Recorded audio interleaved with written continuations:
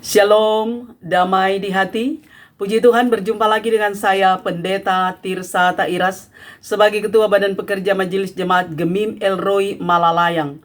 Wilayah Manado Malalayang saat ini akan membagikan kebenaran firman Tuhan dalam kitab Wahyu, pasalnya yang pertama, ayatnya yang pertama, hingga ayatnya yang ketiga dalam tema, berbahagialah orang yang membaca, mendengar, dan melakukan firman Tuhan. Khotbah ini adalah khotbah di tanggal 31 Oktober yang merupakan hari reformasi Alkitab. Sebelum kita membaca, mendengar, dan merenungkan kebenaran firman Tuhan, mari kita berdoa. Ya Tuhan Yesus, Engkau adalah firman yang hidup. Kami sungguh butuh firman-Mu menjadi pedoman dalam perjalanan hidup kami. Maka saat ini kami akan membaca, mendengar, dan merenungkannya. Kuduskan hati dan pikiran kami. Taruh hikmat dan pengertian sorgawi untuk kami memahami dengan jelas, sehingga kami mampu menerjemahkan kehendak firman-Mu dengan benar. Isi bejana hati kami yang kosong dengan firman-Mu, kami sedia untuk mendengarnya. Dalam nama Yesus kami berdoa. Amin. Mari kita membaca bersama-sama Wahyu pasalnya yang pertama, ayatnya yang pertama hingga ayatnya yang ketiga.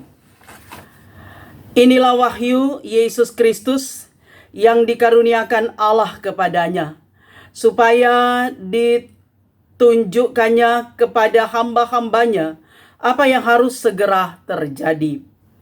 Dan oleh malaikatnya yang diutusnya, ia telah menyatakannya kepada hambanya Yohanes. Yohanes telah bersaksi tentang firman Allah dan tentang kesaksian yang diberikan oleh Yesus Kristus, yaitu segala sesuatu yang telah dilihatnya. Berbahagialah ia yang membacakan dan mereka yang mendengarkan kata-kata nubuat ini, dan yang menuruti apa yang tertulis di dalamnya, sebab waktunya sudah dekat. Demikianlah pembacaan firman Tuhan. Bapak Ibu saudara-saudara yang kekasih di dalam Tuhan, di setiap tanggal 31 Oktober kita merayakan hari reformasi. Nah, reformasi menurut Kamus Besar Bahasa Indonesia artinya perubahan secara drastis untuk perbaikan. Sekali lagi, reformasi artinya perubahan secara drastis untuk perbaikan. Nah, itu berarti bahwa tanggal 31 Oktober terjadi reformasi, terjadi perubahan yang besar-besaran. Nah, dalam sejarah gereja, tanggal 31 Oktober tahun 1517, tepatnya 506 tahun yang lalu, Martin Luther menempatkan atau menempelkan, memakukan 95 dalil di depan pintu gereja di Wittenberg, Jerman, sebagai tanda protes tentang praktek beriman yang keliru yang dilakukan oleh gereja Roma Katolik di masa itu. Baik dalam segi teologi atau ajaran, keuangan atau ekonomi, moral, administrasi gereja, hukum, politik, ritual, dan praktek kehidupan sehari-hari. Martin Luther, dia tidak setuju dengan praktek gereja Roma Katolik pada waktu itu yang meminta pembayaran surat untuk pengampunan dosa yang disebut dengan indulgensia. Gerakan reformasi berusaha membangun kembali dan mereformasi seluruh ajaran, kepercayaan, kredo atau pengakuan, tradisi dan iman Kristen hanya di atas dasar firman Tuhan atau Alkitab. Gerakan reformasi mempopulerkan istilah back to the Bible, artinya kembali kepada Alkitab. dan supremasi absolut firman Tuhan, sehingga gereja atau umat Tuhan didorong dan diwajibkan untuk membaca, mengetahui dan mempelajari keseluruhan Alkitab secara individual setiap hari. Karena itu semboyan reformasi yang sangat populer, yang sangat terkenal, bahkan sangat familiar di telinga kita, yaitu sola gratia, artinya hanya oleh anugerah. Sola fide, hanya oleh iman. Dan sola scriptura, hanya oleh kitab suci atau Alkitab. Nah, saudara-saudara yang kekasih di dalam Tuhan, sebagai warga Gemim dalam peringatan Hari Reformasi ke-506 di tahun 2023, saat ini kita dituntun melalui pembacaan Alkitab melalui kitab Wahyu pasal 1 ayat 1 sampai ayatnya yang ketiga, dengan tema berbahagialah orang yang membaca, yang mendengar dan melakukan firman Tuhan. Saudara yang kekasih, kitab Wahyu berisi penglihatan-penglihatan ketika Rasul Yohanes berada di Pulau Patmos. Dan kitab ini dikatakan ditulis di Efesus.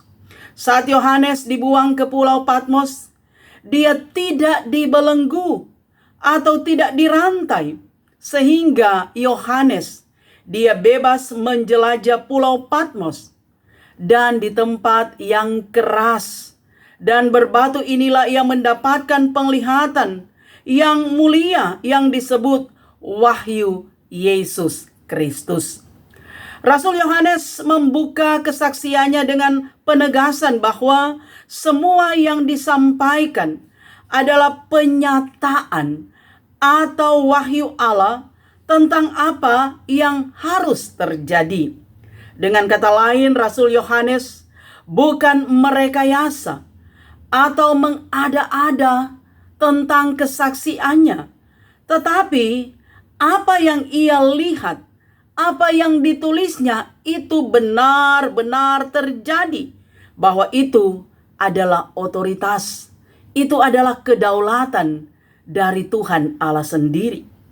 Testimoni Rasul Yohanes menekankan bahwa segala sesuatu yang telah terjadi, yang sedang, yang sementara terjadi, dan yang akan terjadi adalah bagian dari pengaturan, kedaulatan, dan otoritas Allah sebagai Sang Khalik atas sejarah hidup manusia.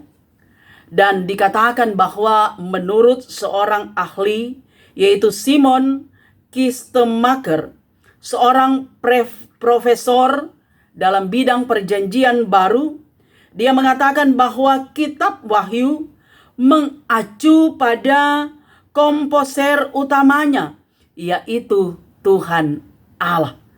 Dikatakannya bahwa kitab Wahyu dengan berbagai simbol yang rumit serta penyingkapannya yang ekspansif dan menakjubkan akan sorga, itu benar-benar merupakan suatu kitab yang disusun secara ilahi, di mana Allah menyampaikan perbuatan tangannya yang dahsyat dan kuat, bahkan yang luar biasa. Nah, dikatakan bahwa ada 3 hal penting yang menjadi inti dalam kitab Wahyu. Pertama, orang Kristen harus menderita dan mati karena ada kuasa dan kekuatan jahat yang bekerja di dunia. Kemudian yang kedua, Yesus Kristus adalah Allah yang hidup, yang sanggup mengalahkan semua kuasa yang ada di dunia ini. Yang ketiga, Tuhan Allah menyediakan upah atau mahkota bagi setiap orang yang setia kepada Tuhan, yaitu mereka yang rela menderita dan mati karena melayani Tuhan, atau yang disebut dengan mati syahid. Nah, saudara yang kekasih, pembacaan kita dalam kitab Wahyu pasal 1 ayat 1 sampai 3 adalah penegasan Rasul Yohanes dengan tujuan agar orang yang mendengar kesaksiannya atau yang membaca, yang mendengar dan melakukan firman Allah yang disampaikan kepadanya, sebab orang akan disebut berbahagia jika membaca, jika mendengar, bahkan jika melakukan kehendak firman Tuhan. Sebaliknya mereka yang menolak firman Tuhan atau yang tidak mau membaca, yang tidak mau mendengar, yang tidak mau melakukan firman Tuhan adalah orang yang tidak ingin menikmati kebahagiaan yang hidupnya berujung pada kesia-siaan. Saudaraku yang kekasih, apa makna yang hendak disampaikan kepada kita melalui firman Tuhan dalam kitab Wahyu pasal 1 ayat 1 sampai 3 dikala kita merayakan hari reformasi tanggal 31 Oktober, tetapi juga dalam kehidupan nyata kita setiap hari. Nah, saudara, yang pasti bahwa semua orang termasuk kita mendambakan hidup dalam kebahagiaan, ingin menikmati bahagia selama kita hidup. Kebahagiaan hidup bagi orang Kristen bukanlah kebahagiaan yang semu, yang sementara saja. Tapi bagi orang Kristen, kebahagiaan hidup adalah kebahagiaan yang sesungguhnya, yang permanen, atau kebahagiaan hidup lahir batin.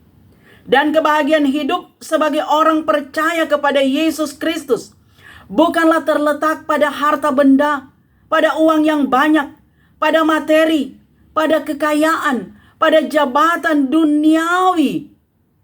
Tetapi sejatinya kebahagiaan hidup bagi orang Kristen adalah hidup yang takut akan Tuhan.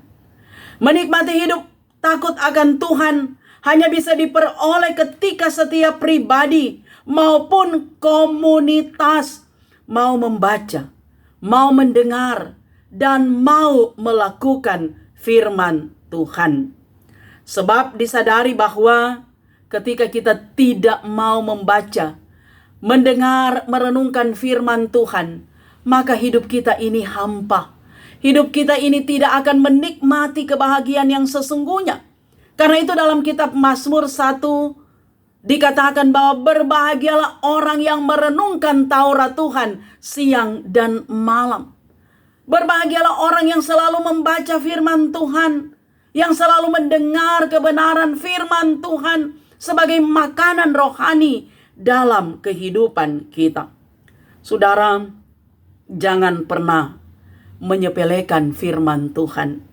Sebab firman Tuhan adalah pelita, adalah pedoman, adalah suluh dalam perjalanan kehidupan kita. Firman Tuhan adalah penunjuk jalan, adalah kompas dalam perjalanan kehidupan kita yang mau berjalan bersama dengan Tuhan. Firman Tuhan sebagai sumber kebenaran yang senantiasa menginspirasi, yang memotivasi semua orang untuk hidup berakar, bertumbuh, dan berbuah di dalam Kristus. Firman Tuhan bukanlah sekedar slogan, bukan sekedar konsep belaka, bukan diam dalam ide, tetapi firman Tuhan itu harus diterjemahkan secara nyata setiap hari dalam hidup kita.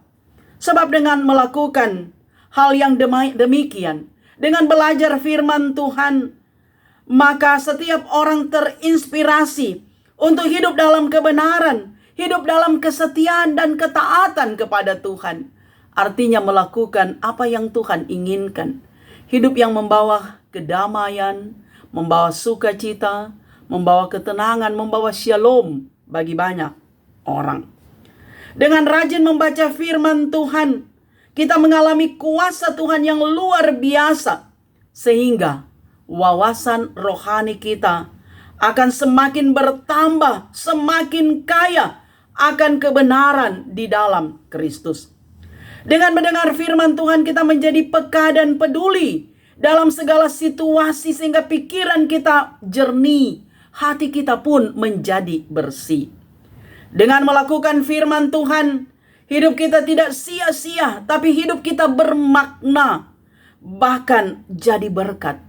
Kita mampu menginspirasi orang lain. Kita mampu mengedukasi orang lain untuk hidup benar di hadapan Tuhan. Nah, karena itu saudara yang kekasih di dalam Tuhan, mari kita sebagai warga gereja, kita mereformasi kehidupan kita dengan berpedoman pada kehendak firman Tuhan. Hindari tindakan yang mengatasnamakan reformasi, tetapi menempuhnya dengan cara yang tidak santun, arogan, dan anarkis. Reformasi mengingatkan kita untuk membaharui diri dari tidak baik menjadi baik, dari salah menjadi benar, dari tidak setia menjadi setia, dan dari hidup dalam dosa menjadi hidup dalam kasih Kristus. Biarkan kuasa Roh Kudus yang mereformasi kehidupan kita, sehingga semangat reformasi mendorong kita untuk berani bersaksi tentang kebenaran. Di ladang kehidupan kita masing-masing, kita menebar kasih, kita menebar kebaikan, kita menebar perdamaian, kejujuran, supaya banyak orang yang percaya dan dapat memuliakan Tuhan Yesus. Jangan jemu-jemu, jangan takut untuk menjadi saksi Kristus.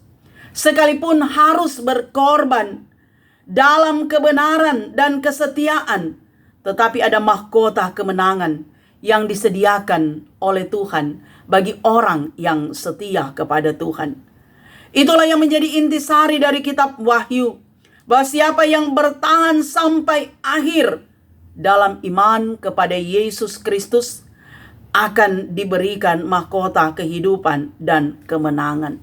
Saya percaya Bapak Ibu Saudara-saudara, kita dalam perayaan Hari Reformasi di tanggal 31 Oktober ini, kita akan senantiasa diubahkan oleh Roh Kudus, sehingga firman Tuhan yang akan selalu menuntun kita, firman Tuhan yang akan senantiasa menginspirasi kita, sehingga kita tidak pernah jemu-jemu belajar firman Tuhan, baca firman Tuhan, sebagaimana nyanyian anak sekolah minggu, baca firman Tuhan, doa setiap hari kalau mau tumbuh. Artinya iman kita akan bertumbuh, iman kita akan kokoh kuat ketika selalu ada siraman firman Tuhan. Ketika kita selalu membaca, mendengar, dan merenungkan, tapi juga melakukan kebenaran firman Tuhan dalam hidup nyata setiap hari. Tuhan Yesus memberkati. Selamat Hari Reformasi. Amin. Mari kita berdoa. Terima kasih Tuhan, firman-Mu menginspirasi kami. Firman-Mu mereformasi setiap tingkah laku kehidupan kami yang tidak benar jadi benar. Firman-Mu yang senantiasa memotivasi kami untuk hidup takut akan Tuhan, setia dan taat melakukan kehendak-Mu. Karena itu biarlah kehidupan pribadi tapi juga komunitas, mulai dari keluarga, jemaat, masyarakat, kami selalu giat belajar firman Tuhan, membaca, mendengar, merenungkan, tapi juga melakukan kehendak firman-Mu. Hamba-Mu sudah berhenti berbicara, tapi media sosial YouTube Tuhan pakai untuk menjadi sarana menjangkau banyak orang, mendengar firman Tuhan, mengenal Tuhan Yesus Kristus sebagai juru selamat hidup. Maka diberkatilah mereka yang mendengarkan firman Tuhan ini, yang menonton video ini, dalam situasi hidup seperti apa yang mereka alami. Ada yang bersuka cita, Tuhan kuduskan sukacita mereka. Ada yang bergumul, maka Tuhan campur tangan dari setiap pergumulan mereka. Maka terpuji nama Tuhan. Ini doa kami, dalam nama Yesus kami berdoa. Amin. Demikianlah kebenaran firman Tuhan. Saya Pendeta Tirsa Tairas terus berharap kiranya Bapak Ibu Saudara-saudara akan mendukung YouTube channel Tirsa Tairas dengan cara nonton video, dengarkan kebenaran firman Tuhan, tekan tulisan subscribe. berikanlah like, jempol, berikanlah komentar yang membangun, dan jika berkenan, bagikanlah video ini di media sosial yang Bapak Ibu Saudara-saudara miliki, dan jangan lupa tekan lonceng supaya ada notifikasi dari setiap update video saya. Tuhan Yesus memberkati.